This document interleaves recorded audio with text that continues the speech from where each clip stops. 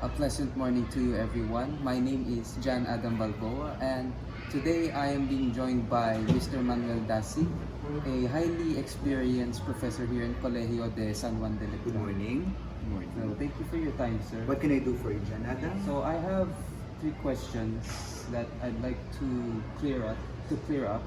So knowing you with your years of experience as a teacher and knowing 13 years. 13 years, that's a very long time, yeah. So, based on your experience and all the challenges you face, what adaptations have you made in your long journey in teaching? Just for context, my first year as a professional teacher was 14 years ago.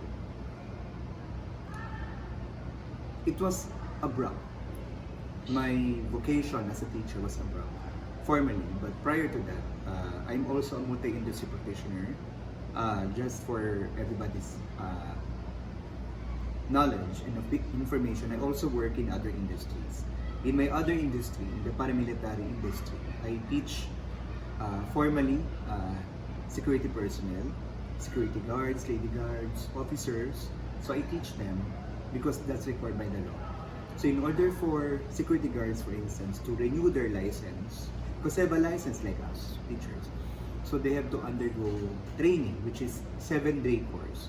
So I own a training school, and I've been doing that since 2004. So 5 years later, I figured, why not enter the teaching profession as a formal teacher? So I applied. I was hired on the spot, given that I have an MA degree from UP Diliman, although I graduated in Letran. So it was abrupt. In terms of adaptation, it was no frills. No frills meaning I have a passion for educating people, for educating students. So adjustments wise, it was very easy.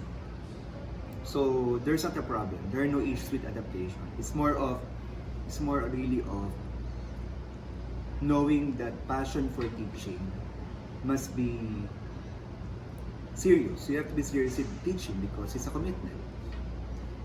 So here in Letran, you've been teaching many subjects in specific courses, specifically journalism and communication, am I correct? That's correct. But I also teach broadcasting, specifically broadcast criticism, which is research-based course.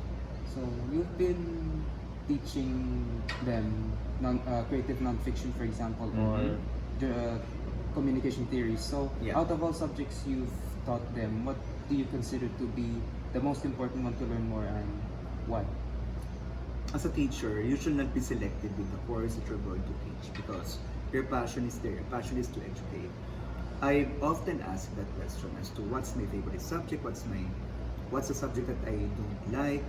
It's very unfair because you're already putting limitations as to your commitment to the vocation. So teaching is a vocation. So when you say vocation, you invoke your commitment. Therefore, you shouldn't be selective. But in terms of course load or faculty load, the chairperson it's the duty of the area of chairperson or the department chairperson to approach the teacher and to evaluate her or his specializations. In my case, when I taught here 4 years ago, I was evaluated in terms of my background because I'm a PhD in communication graduate of UP Diliman, and my other PhD, which I will be graduating formally next year in George Washington University, I'm also qualified to teach political science. So they evaluate us based on our background. So it's very unfair, it's very unprofessional to limit what you can teach. So asking which is the best, which is challenging, it doesn't exist in me. It's very unfair. I hope you understand. What's the last question, Jen Adam? So my last question was, well, you're a teacher right now. I was wondering, what if you were not a teacher? Wow. So are you asking me what if I'm not a teacher now? Not in a bad way. I'm saying, what if you actually decided not to go for that path? So If I did not enter the profession 14 years ago, so then or what would, or yeah, 14 years ago. yes. So what would your career be if rather than a teacher, and would you think you would be Enjoying it, or like what are you confident? like what I'm doing now. Yeah, or maybe if that other profession you decided, if you decide not to be a teacher. I will not change everything.